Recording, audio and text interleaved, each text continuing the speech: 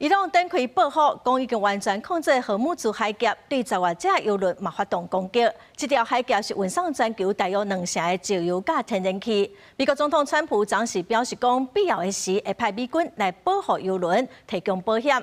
漲油價嘛大起4.7%。有分析師嘛認為講，未來這幾工甚至幾禮拜，恐驚會閣繼續起。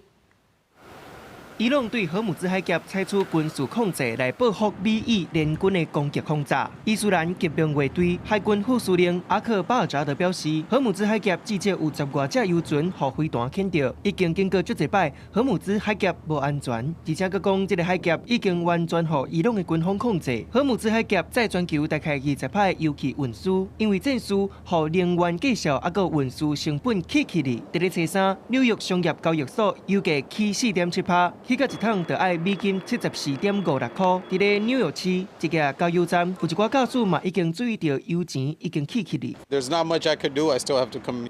分析师表示，油价起价这尔凶，是因为市场出现波动，当出现紧张的局势，市场的反应就会特别大，尤其是发生伫石油真济中东地区。